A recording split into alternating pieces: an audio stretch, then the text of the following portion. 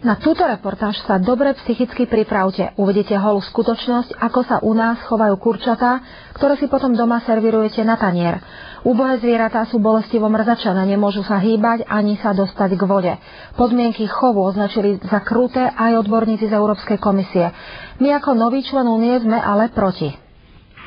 Na záberoch vidíte krutú realitu veľkochovov kurčiat. Sú ich milióny a chovatelia mnohokrát neberú do úvahy, že ide o živé tvory, ale sú pre nich len zdrojom zisku. Zvieratá tak môžu trpieť zdravotnými problémami, nedokážu sa dostať k vode a sú bolestivo mrzačené. Tento chov je nehumánny, zvieratá tam trpia a neberie do úvahy najzákladnejšie potreby brojlerových kurčiat. Pozrite sa na tento rozdiel. Napravo je kurča z intenzívneho chovu. Zvieratá sú šľachtené, aby čím skôr nabrali hmotnosť a mohli ísť na bitúnok. Mnohokrát však potom nedokážu uniesť ani hmotnosť svojho tela, ich srdce a pľúca nestíhajú. Preto sa Európska komisia po tlaku verejnosti rozhodla pripraviť smernicu a určiť aspoň minimálne štandardy chovu zvierat. Ministerstvo pôdohospodárstva však prekvapivo pripravilo zamietavé stanovisko Slovenska k smernici. Slovenská republika nesúhlasila s týmto návrhom. Patríme tak však len medzi 3 krajiny z celej európskej 25-ky, ktoré boli proti.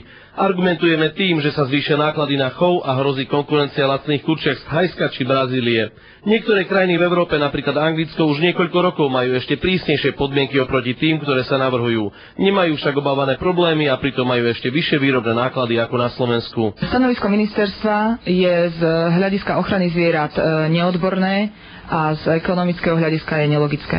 Dostali sme neoverené informácie, že návrh štátnych odborníkov na ochranu zvierat bol najprv súhlasný a zmenili ho až na ministerstve a že za tým môžu byť ekonomické prepojenia s chovateľmi kurčiat. V žiadnom prípade nemôže dôjsť k tomu, že oficiálne stanovisko ministerstva je ovplyvňované jednou osobou. V kompetencii ministerstva nie je iba ochrana ekonomických záujmov chovateľov, ale aj ochrana zvierat pred týraním.